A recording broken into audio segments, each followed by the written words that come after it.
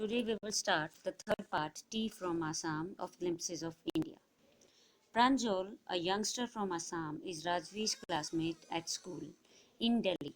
Pranjal's father is the manager of a tea garden in Upper Assam, and Pranjal has invited Rajveer to visit his home during the summer vacation. So, children, in this story, there are two friends, Pranjal and Rajveer. Pranjal belonged to Assam and Rajveer belonged to Delhi, and they both study in a school in Delhi. So during their summer break, Pranjal has invited Rajveer to see Assam. His father was a manager of a tea garden there. So they are going to Assam to visit the Assam tea plantation or tea garden. Chai garam garam chai, a vendor called out in a high pitched voice. So when they were sitting in the train, suddenly they heard a hawker calling in a very high voice, in a very loud sound, chai garam garam chai. He came up to their window and asked, Chai sab, and soon he come towards them and he asked them if they would like to have tea. Give us 2 cups, Pranjal said. Pranjal ordered 2 cups of tea from the vendor. They sipped the steaming hot liquid. Almost everyone in their compartment was drinking tea too. So the vendor offered them 2 cups and they started sipping that steaming means it was very hot liquid. They started drinking it, and almost everyone in the compartment they was drinking tea. Do you know that over 80 crore cups of tea are drunk every day throughout the world? Rajveer said. Then Rajveer said that Rajveer rather asked Pranjal that if he knew that near about 80 crore cups of tea are utilized every day throughout the world. View, exclaimed Pranjal, tea really is very popular. And on hearing this, Pranjal exclaimed and said, Really? It means tea is very popular all over the world. The train pulled out of the station. Pranjal buried his nose in his detective book again. Rajveer too was ardent fan of detective stories, but at the moment was keener on looking at the beautiful scenery. So the train started moving. It came out of the station, and Pranjal buried his nose means he started reading his detective book again.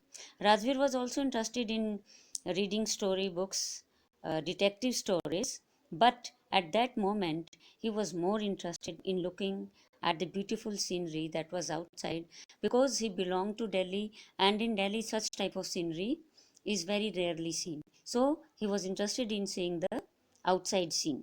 It was green, green everywhere. Rajveer had never seen so much greenery before.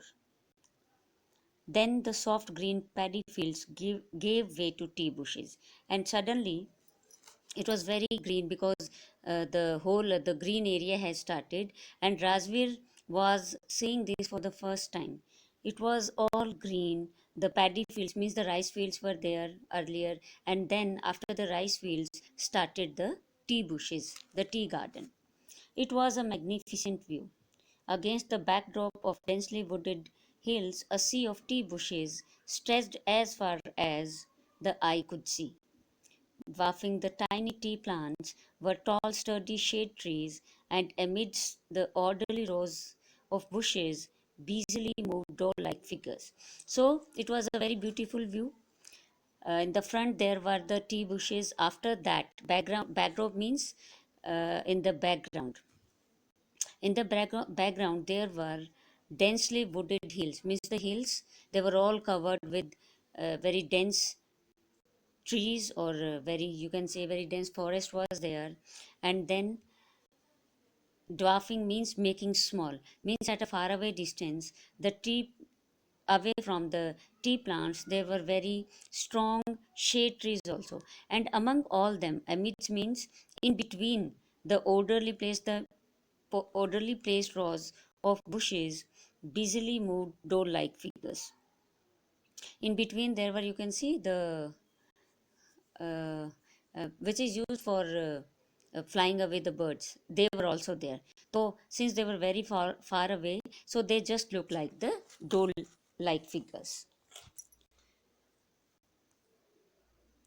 In the distance was an ugly building with smoke billowing out of tall chimneys. So, very far away, there was a very ugly building, and from which a mass of smoke, billowing means a moving cloud, or you can say a mass of smoke, was coming out from the tall chimneys. Hey, a tea garden, Rajveer cried excitedly. And when Rajveer saw this, he became very excited. And in his excitement, he said, "See, there is a tea garden." Pranjal, who had been born and brought up on a plantation, didn't share Rajveer's excitement. Since Pranjal has seen all this from his early childhood, so he was not at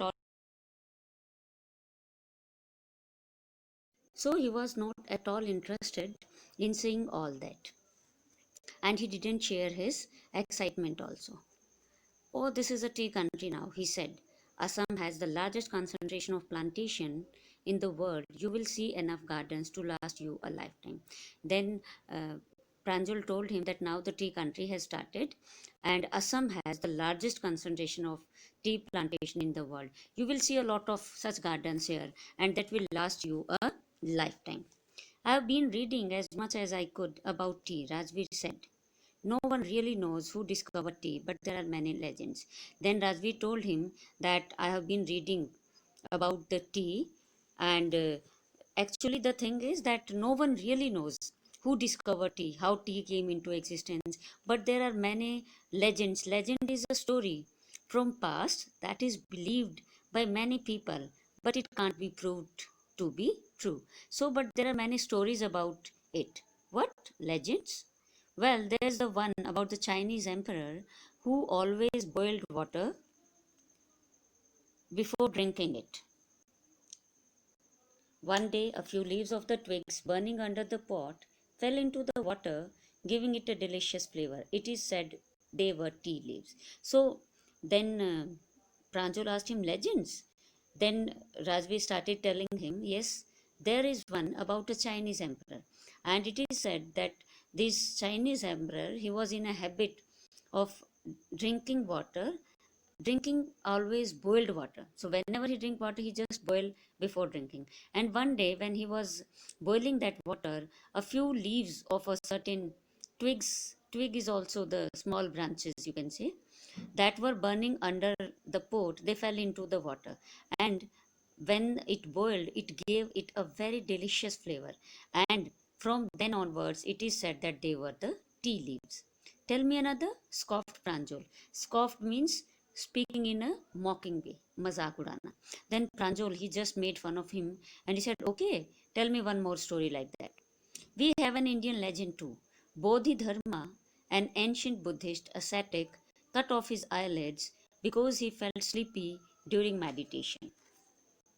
10 tea plants grew out of the eyelids. The leaves of these plants, when put in hot water and drunk, banished sleep." So, Rajveer told him one more, and that was about an uh, Indian Buddhist monk. His name was Bodhidharma. Whenever he used to meditate, he felt sleepy. So, in order to avoid his sleep, what he did, he just cut off his eyelids. And when the place where his eyelids fell, 10 tea plants grew out of that place. And the leaves of these tea plants, when put in hot water and boiled and drunk, they banished sleep. So, this is one that is related to our Indian culture. "Tea was first drunk in China," Rajveer added. Then Rajveer tell him that first of all, Chinese were the people who drank tea. As far back as 2700 BC, in fact, words such as chai and chini are from Chinese. Tea came to Europe only in the 16th century and was drunk more as medicine than as beverage. Then he told him that first of all, tea was drunk in China and in near about 2700 BC. And the words, actually, the chai, chini, etc., they're all from China. These are all Chinese words. And tea came to Europe only in the 16th century, and it was earlier drunk as a medicine rather than a beverage. The train clattered into Mariani Junction. The boys collected their luggage, and pushed their way to the crowded platform. Then the train clattered. Clattered means to make a serious and a short, loud sound. So now the train came to a halt by making such a clattering sound, and it was the Mariani Junction. That was the stop where the boys have to come out. So they collected their luggage and they pushed their way, they make their way to the crowded platform. Pranjol's parents were waiting for them. Pranjol's parents had come there to welcome them to take them. Soon they were driving towards Dekhia Bari, the tea garden managed by Pranjol's father, and soon they started their journey towards Dekhia Bari, in which his father was a manager. An hour later, the car veered sharply off the main road. They crossed a cattle bridge and entered Dekhia Bari tea estate. Veered means changed direction suddenly. So, after driving for 1 hour, the car suddenly changed their direction, and from the main road they took a, it was a Kacha road. They crossed the cattle bridge and they entered the Dekhiabari tea estate. On both sides of the gravel road were acre upon acre of tea bushes, all neatly pruned to the same height. Groups of tea pluckers with bamboo baskets on their backs, wearing plastic aprons, were plucking the newly sprouted leaves. So, on both sides of the gravel road means uh, very small stones that are used for making road. So, that road was made by using very small stones on both the sides of the road. There were small stones, and there were acre upon acre of tea bushes. Means it was a big plantation, and everywhere was tea bush there, and they all were very neatly pruned. Means they were cut to equal height, and it looked very beautiful. So many tree pluckers were there who were carrying their bamboo baskets at the back, and they were wearing their plastic aprons, and they were plucking the newly sprouted leaves.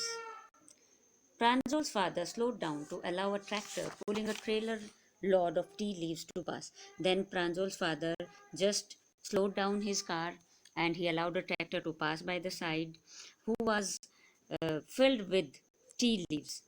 This was the second flush or the sprouting period. Isn't it, Mr. Barua? Rajveer asked. It lasts from May to July and yields the best tea.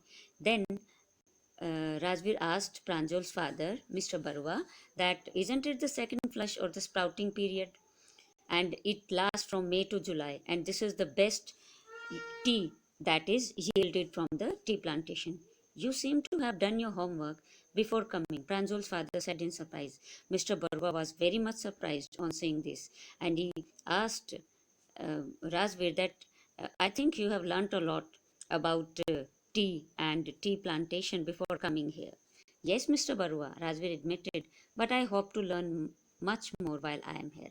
Then Rajveer said, yes, sir, and he accepted that, and then